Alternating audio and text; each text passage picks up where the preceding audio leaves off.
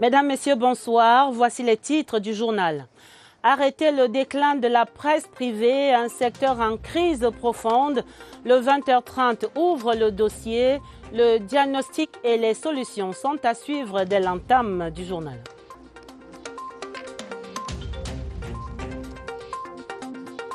Arrêter l'expansion du désordre urbain à Yaoundé. Le maire de la ville passe à la répression avec le retour de la police municipale. Scène de désolation à vivre dans ce 20h30. Et puis, il faut arrêter la progression du Covid-19. Seul remède, les mesures barrières, cependant boudées par la population. Heureusement pas par tout le monde. Dans ce journal, vous découvrirez les inconditionnels. Jamais sans mon masque. Voilà pour les titres. Développement après ce message.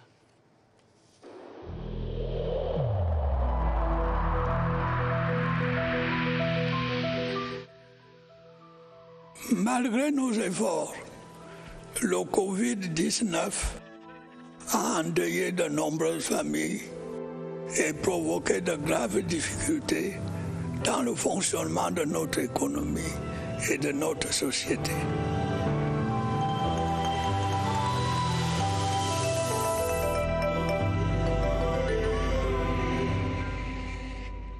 Un SOS en ouverture de ce 20h30. Il faut sauver la presse privée camerounaise, des quotidiens, des hebdomadaires et des mensuels qui se meurent sous la pression d'un environnement économique de plus en plus difficile. Les organes de presse vivent ainsi une lente agonie entre les arriérés de charges salariales locatives et fiscale, la chute des tirages et des ventes. Le 20h30 ouvre ce dossier pour constater d'abord les symptômes même de cette longue agonie. C'est l'enquête de Franck Evina. En feuilletant son journal, Thierry Ndon revisite une dizaine d'années de résilience. Depuis 2008, l'hebdomadaire vitrine de l'actualité sous-régionale surfe entre déboires et espoirs. Pas facile d'honorer les rendez-vous des kiosques et des salaires. Notre chiffre d'affaires publicitaire en une année va chercher dans les 50 millions, mais dans les caisses, parfois il nous manque 2 millions.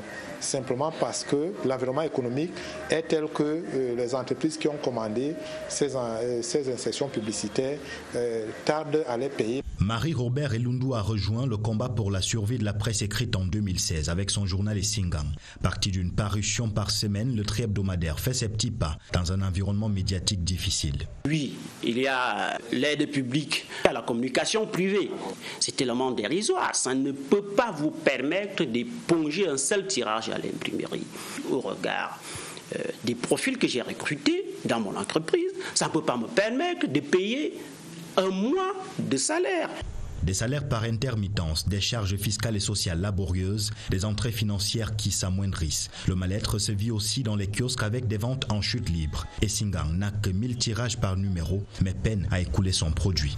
Le journal n'atteint pas ses cibles parce que le journal n'est pas distribué. Mais sous d'autres cieux, on voit l'État subventionner le secteur de la distribution des journaux. Il faut agir pour cette presse privée qui remplit une mission de service public, informer, éduquer. Sa presse. Vous les entendez déjà, très clairvoyants sur cette question. Les directeurs de publication eux-mêmes ont depuis longtemps dressé le diagnostic de la crise. C'est l'argent qui est là aussi le nerf de la guerre. Leur proposition, une véritable subvention de l'État, entre autres solutions. Pour la survie de la presse privée, voici l'ordonnance de Cyril Kinge-Mbepe. Dans une démocratie, soutiennent les patrons de presse, le journalisme est un capital précieux. Nous faisons le service public et nous encourageons la démocratie en tant que médiateur, parce qu'il y a 4 pouvoirs. Si on finance tous les autres pouvoirs, tout gouvernement doit financer le pouvoir de la médiation. Le cadre institutionnel d'abord est tel que n'importe qui est journaliste et n'importe qui est directeur de publication. L'ascension fulgurante des nouveaux médias et la promotion du clientélisme font le lit de la médiocrité. Il n'y a pas de logique dans le marché publicitaire Cameroun. Vous allez voir une entreprise à la réputation établie qui souscrit dans une feuille de chou. Stop, disent des patrons, la presse ne fait pas dans la mendicité. ce n'est pas de l'aumône qu'on demande. Il faut qu'il y ait une loi qui parte de l'Assemblée nationale. Parce que ce n'est pas normal que des journaux soient laissés à la disposition des francs-tireurs. Il est par exemple difficile de comprendre que des journaux qui ont leur siège et leur compte bancaire dans une mallette se retrouvent avec des sommes qui côtoient pratiquement celles octroyées aux journaux qui ont pignon sur eux. Autres urgences, la formation et l'équité. Les journalistes camerounais, surtout de la presse privée, ont besoin d'être formés. Ont besoin même de connaître dans quel environnement ils travaillent. Le journal papier broie du noir. Les temps sont durs. Je vous assure que publier un journal au Cameroun tous les jours relève d'un véritable miracle. Il faut le redire encore, la presse au Cameroun rêve des jours plus heureux. C'est donc entendu, la presse écrite camerounaise va mal et on dira même très mal. Décryptage alors pour comprendre et même pour envisager la sortie de l'ornière, c'est avec vous, Éric Benjamin Lamère. Bienvenue sur ce plateau. Bonsoir Adèle. Alors vous dites la presse privée va mal, certes, mais il ne faut pas désespérer. Pourquoi ? La presse privée est dans le coma, mais c'est un coma réversible parce qu'il y a des solutions qui peuvent lui permettre de s'en sortir. Il y a une flopée, mais je vais en retenir 3. Il y a d'abord cette permissivité de l'accès à la profession de la presse. La floraison des titres contraste avec des tas de santé de cette presse. Il faudrait que la corporation s'organise mieux, que l'État ne se contente pas de présenter ce foisonnement comme un signe de la vitalité de notre démocratie et que les deux trouver le moyen de restreindre l'accès à cette profession. Le deuxième levier est celui de la régulation qui rejoint quelque peu le premier levier. On a connu l'expérience de l'UJC avec le Conseil colonial des médias qui a fait long feu parce qu'une entité extérieure à la corporation s'était ingérée de manière outrecuidante dans les attributions de cet organe de régulation mis sur pied par les pairs. Il y a le Conseil national de la communication qui doit être plus offensif, qui doit avoir plus de moyens pour pouvoir mener ces missions qui concernent des missions d'hygiène publique. On a un flopé de titres qui heurtent carrément l'espace public. On verra demain un titre comme « Qu'est-ce que vous voulez à Adèle avec ses belles tenues? Laissez-la travailler ». On en rit, mais c'est dramatique pour la profession. Le troisième levier est celui d'un accompagnement plus conséquent de l'État à travers les subventions qui sont données. On est aujourd'hui à un peu moins de 300 millions de francs CFA. Mais quand on compare aux pays de même niveau de développement que le Cameroun, on est encore assez loin du compte. Le Gabon doit être à 2 milliards de francs CFA par an. La Côte d'Ivoire et le Sénégal sont autour de 1 milliard de francs. Donc il y a encore au niveau de l'État un effort à faire pour alourdir cette enveloppe-là et écrémer vraiment ceux qui doivent accéder à cette enveloppe-là. Alors, en préparant cette interview tout à l'heure, Éric Benjamin, vous pensiez également que la presse privée camerounaise aurait raté le virage du digital qui est aujourd'hui, on le voit partout, l'une des planches de salut de ce secteur d'activité. Est-ce que vous pensez vraiment que le digital peut là encore être une solution pour sauver notre presse privée ? J'y crois fermement que le digital est la solution. Et c'est un paradoxe d'ailleurs parce qu'on va recourir au digital pour sauver la presse écrite en tuant le journal papier. Et des exemples un peu partout dans le monde montrent que le digital a permis à des organes de presse qui étaient en difficulté de retrouver une certaine aisance financière et économique. Je prenais l'exemple du Monde. L'année dernière, sur du Monde, qui dit que le Monde est sorti de la zone de turbulence. Français, du soir, le Monde, le mythique quotidien français, Le Monde, est sorti de la zone de turbulence et affiche aujourd'hui plus de 300 000 abonnés sur le numérique et a équilibré ses comptes. Mais l'exemple le plus frappant, c'est le New York Times, le quotidien de la Grande Pomme, qui en 10 ans revendique aujourd'hui 7 500 000 abonnés, dont plus de 6 millions et demi en ligne, abonnés qui payent en ligne 6 millions et demi avec 18% d'abonnés qui sont hors États-Unis d'Amérique. Et ce qui est plus intéressant, c'est que le New York Times, c'est 2 millions de dollars de chiffre d'affaires et ses revenus de l'abonnement sont le double de ses revenus publicitaires, ce qui est quand même un inversement dans le financement de la presse. On sait que c'est la pub qui finance la presse, mais on se rend compte avec l'expérience du New York Times que la presse, les abonnements sont le financement principal de cette affaire. Ce qui est d'ailleurs très normal pour le journalisme. Et le digital a si d'important que ça allège les coûts. Les éditeurs n'ont plus de problème d'impression, de distribution, sont des charges suffisamment pondéreuses qui sont totalement allégées. Mais il restera que malgré cette migration digitale, il faudra miser sur la qualité qui passe par la formation et également, dans le contexte camerounais, par un accès plus conséquent aux sources d'information. Merci Éric Benjamin Lamer. Les directeurs de publication vous ont certainement écouté. Merci encore. L'autre appel dans le journal pour un adieu aux armes dans le nord-ouest. Le ministre de l'administration territoriale, en réunion d'évaluation sécuritaire à Bamenda ce mardi, a pressé les terroristes de déposer également les armes auprès des autorités religieuses et traditionnelles. C'est là une prescription des autorités administratives, une nouvelle ouverture préconisée également par le chef de l'État pour encourager ceux des terroristes qui continuent à hésiter dans la forêt. L'envoyé spécial à Bamenda, Jean-Pierre Congé.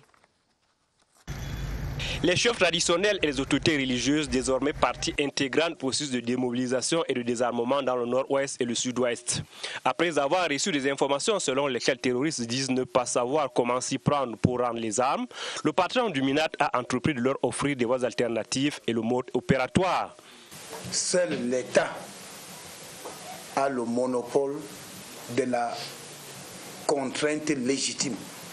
Voilà pourquoi le chef de l'État demande aux combattants de déposer les armes.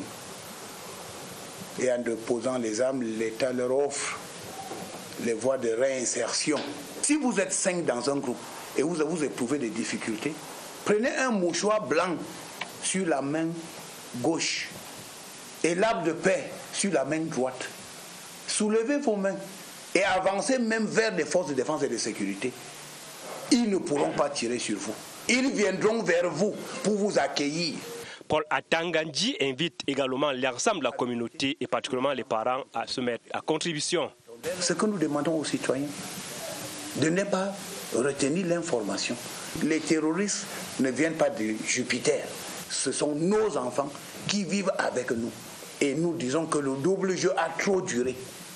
Tout en rassurant les terroristes que ceux qui déposent volontairement les armes n'iront pas en prison, le MINAT les met en garde. Si vous ne sortez pas de brousse, l'armée vous en fera sortir de toutes les façons, a-t-il lancé. Et si l'économie venait donc au secours de la paix, le Cameroun entame l'élaboration de sa note stratégique pour accéder au fonds de la Banque mondiale contre la précarité, généralement à l'origine de ces violences sociales. Ce mardi, le ministre de l'économie lançait l'atelier de consultation nationale pour la prévention et la résilience au Cameroun. Il s'agit de maintenir le pays sur le chemin de l'émergence et de la paix sociale. Je vous propose d'entendre ici les explications du responsable des opérations à la Banque mondiale, Reiko Kubota, est dans une interview avec Joël Igor Abanda. Le Cameroun est éligible pour 75% de leur allocation nationale basée sur performance. Donc pour IDA 19, l'allocation de Cameroun est approximativement un peu moins de 900 millions de dollars. Deuxième jour ce mardi pour la revue des chantiers routiers au ministère des Travaux publics. Ce jour était consacré à l'examen des projets en cours dans les régions du littoral, du nord-ouest et de l'ouest. On retient par exemple pour la route Douala-Bonepupa-Yabassi ces instructions du ministre Emmanuel Nganou du Messi sur la nécessaire accélération de ces travaux. Rodrigue Bertrand. La situation du lot 1 de la route de désenclavement des bassins agricoles dans la région de l'Ouest est préoccupante. 5 ans après le démarrage des travaux, le taux d'avancement général est de 36,32% pour une consommation des délais de 89,30%. La faute aux insuffisances multiples de l'entreprise, telles que une quincaillerie à la place d'engins de qualité, l'absence de ressources humaines compétentes. Les mises en demeure n'y ont rien fait. Face à cette évaluation, l'entreprise a une nouvelle fois promis de se ressaisir. Ce que nous allons faire, c'est que nous allons doubler, voire tripler d'efforts pour réaliser ce chantier. Les 14 autres projets inscrits au chronogramme de la deuxième journée ont subi la même évaluation minutieuse. Ces reviews permettent qu'il y ait un échange entre les directeurs généraux et avec le ministre. Et ça permet que les ministres aussi connaissent les difficultés que les entreprises rencontrent sur le terrain. La revue s'achève mercredi par l'examen de 8 autres projets. Je vous le disais dans les titres, la police municipale est de retour dans la capitale. Le maire de la ville, M. Tangana, entreprend un grand déblayage des artères et des rues. Les bâtiments, les kiosques et autres étals des petits commerces installés de façon anarchique sont maintenant dégagés sans ménagement par cette brigade spéciale qui est appuyée par les forces de l'ordre. Et on se prend à rêver de la fin du désordre urbain à Yaoundé. Laurence Okalia. Les cloches de la police municipale retentissent de nouveau dans la ville de Yaoundé. C'est pas normal. C'est pas normal. Normal de mettre une croix sur le désordre urbain, comme l'exige les missions de la mairie de la ville. Le maire a eu à faire des descentes partout, vous nous voyez passer. Depuis janvier, nous avons apposé, vous avez vu des croix là, des dates principalement sur les kiosques. Nous avons sensibilisé les populations. Nous sommes passés à la phase répressive. Mais c'est la police judiciaire au micro. Surprenant. Que fait-elle désormais aux côtés de la municipalité? Les agents qui sont assignés à l'exercice des missions de police municipale assurent des missions de police administrative et des missions de police judiciaire.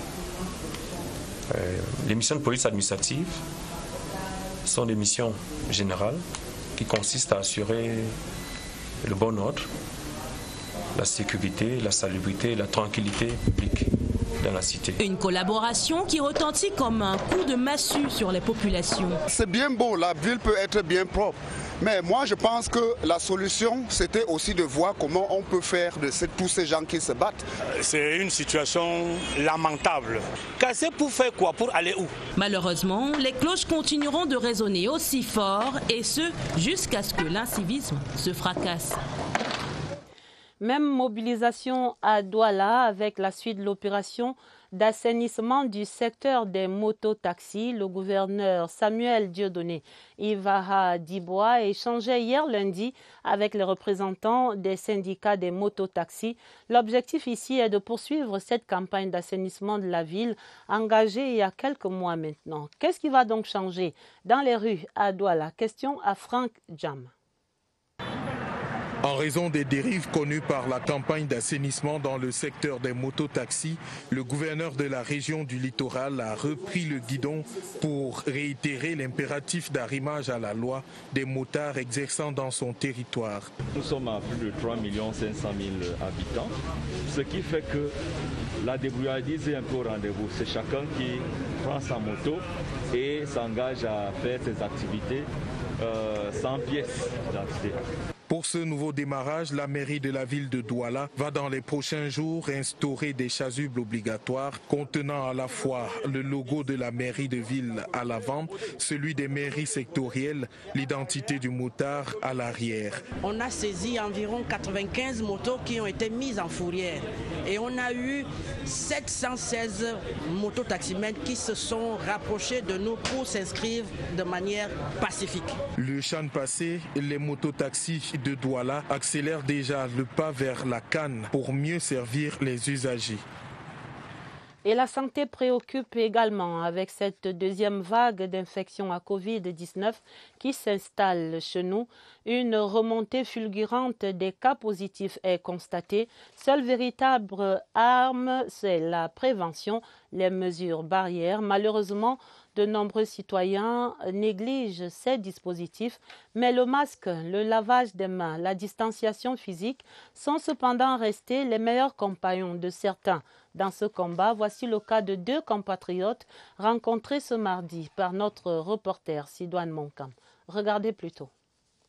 Il a fait alliance avec son masque. Plus qu'un simple accessoire, la protection faciale est devenue l'ami intime du docteur Fokam. Le masque aujourd'hui est pour moi un compagnon.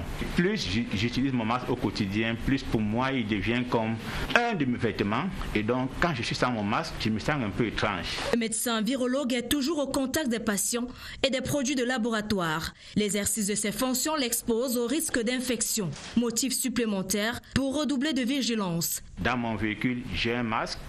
Dans ma chambre, j'ai aussi un masque au chevet du lit. Dans mon sac de travail, j'ai aussi un masque.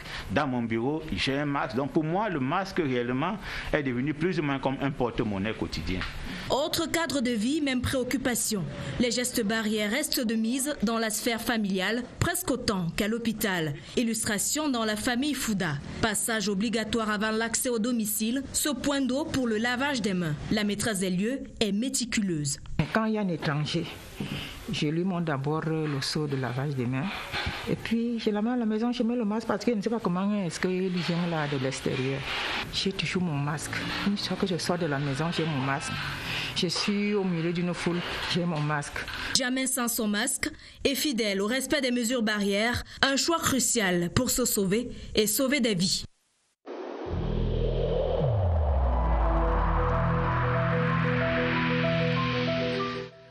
Je vous exhorte de nouveau à porter vos masques, à vous laver régulièrement les mains et à faire appel à un médecin ou à tout autre personnel de santé au cas où des symptômes apparaissent.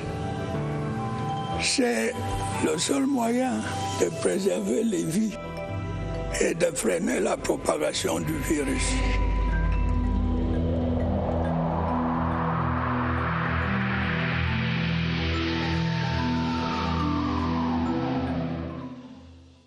Prenons donc de la graine de ces inconditionnels du masque et du lavage des mains. Dans cette riposte nationale contre le coronavirus, on constate les hospitalisations qui repartent à la hausse entre le mois de janvier passé et ce mois de février. Le taux d'occupation des lits est désormais passé à 5%. Nous allons prendre maintenant les explications de l'invité de Évariste Eyenga que nous retrouvons immédiatement au centre des opérations des urgences de santé publique ici à Yaoundé. Bonsoir Évariste. Comment comprendre cette vague terrible qui monte? Bonsoir. 5% du taux d'hospitalisation, le taux d'occupation des lits, peut-être pas assez, mais suffisant déjà pour inquiéter les autorités sanitaires. Souvenez-vous de la sortie par voie des réseaux sociaux du ministre de la Santé publique qui indiquait la nécessité de continuer d'observer donc les mesures barrières en indiquant que c'était une situation assez inquiétante. Essayons de comprendre pourquoi on en arrive là à nouveau subitement. Docteur Aristide Stéphane Ababa, bonsoir. Bonsoir Évariste. Vous de la section opération dans cette riposte nationale, comment vous expliquez cette remontée subite du taux d'occupation des lits?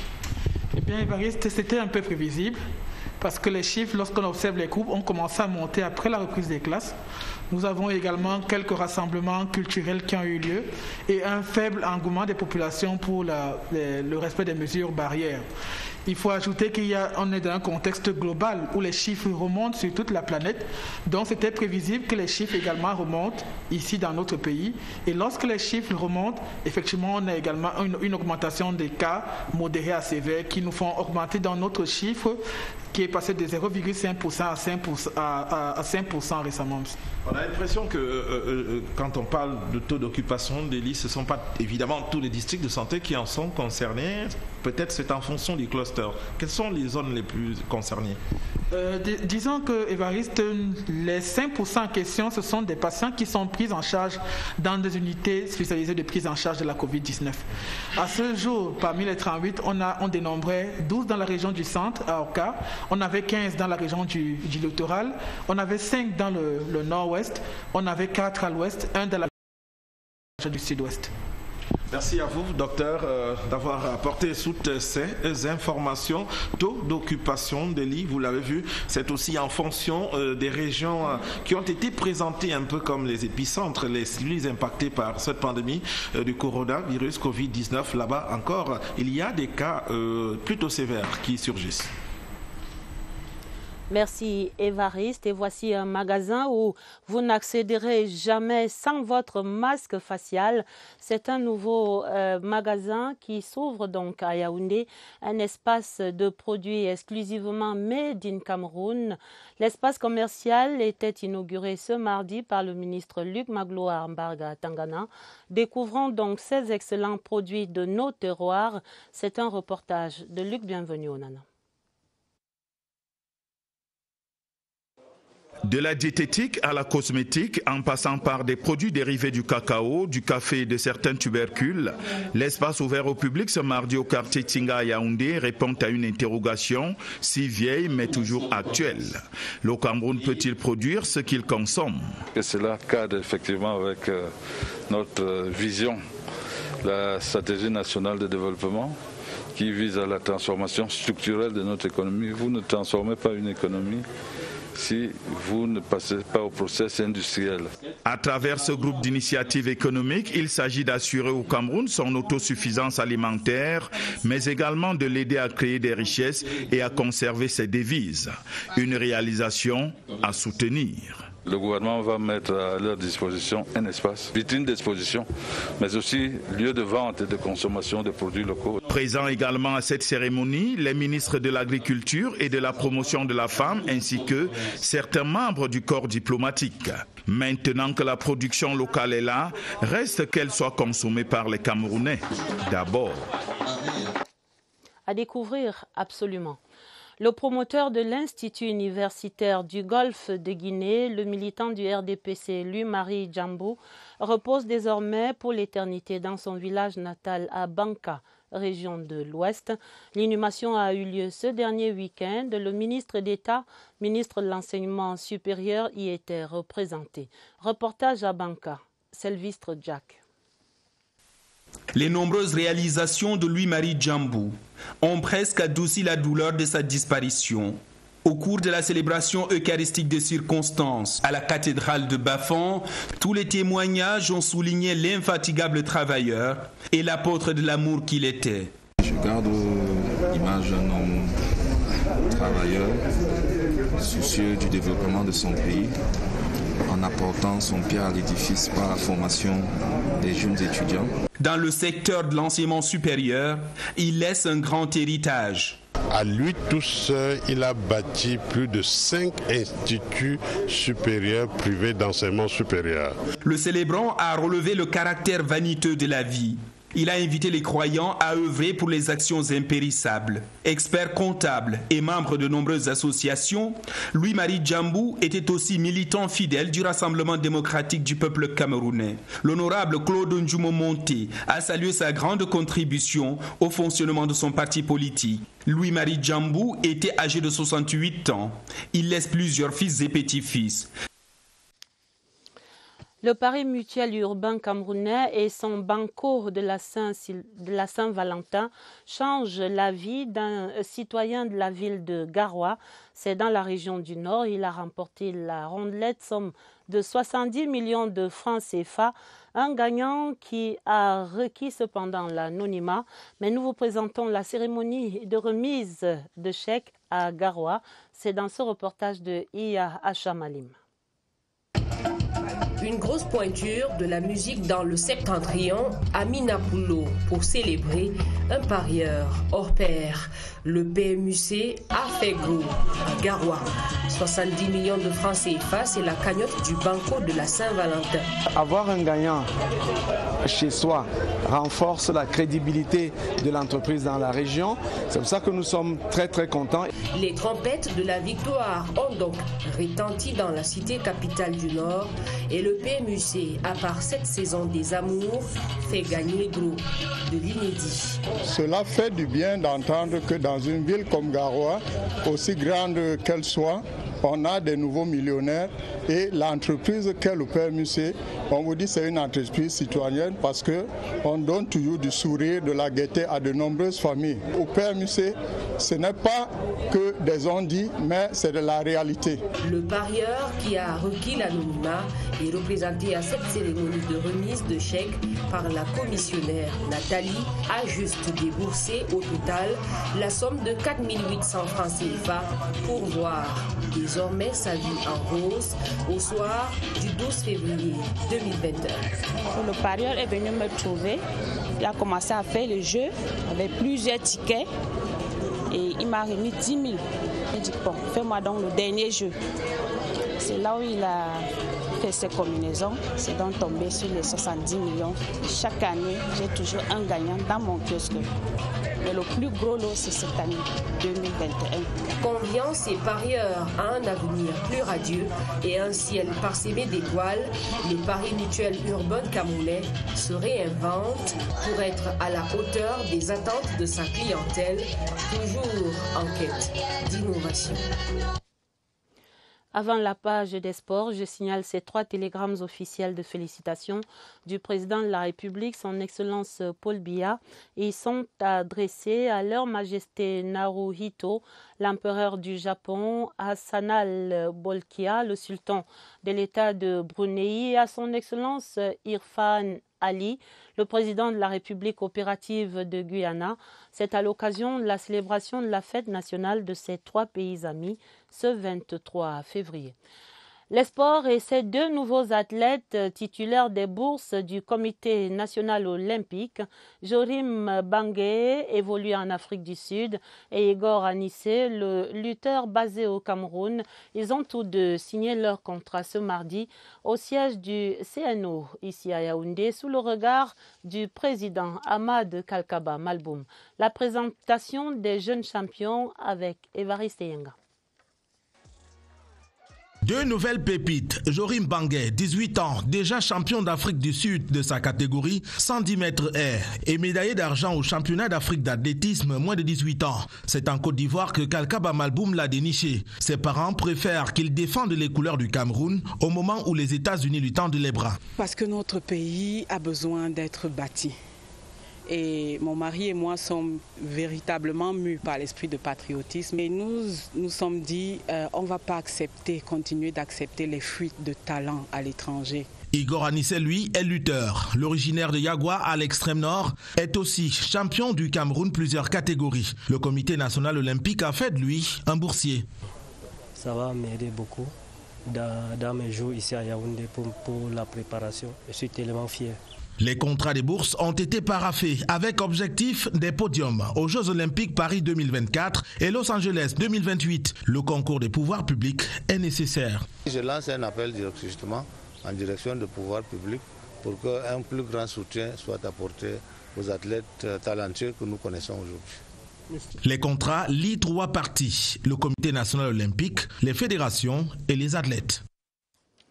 Et voilà qui met un terme à ce 20h30. Le Covid-19 rôde. Retrouvez donc immédiatement sur cette antenne Aimé Robert Bina et ses invités dans une émission spéciale à cette 2e vague de la pandémie qui menace. Le 20h30 était préparé avec la collaboration de Christelle Fouda et de Augusta Ngononga. Vous aurez un autre journal tout à l'heure à minuit. Très belle soirée sur la CRTV. Et à demain, 20h30.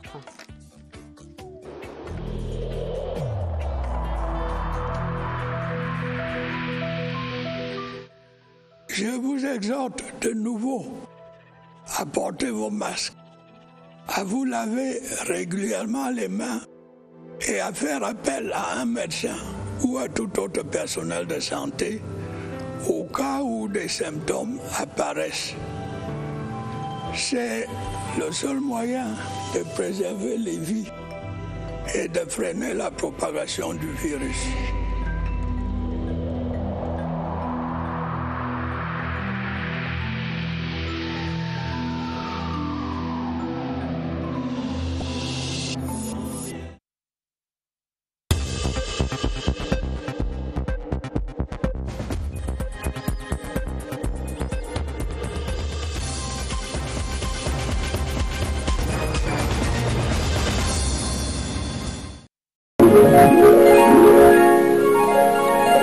CRTV News, ici, toute l'info.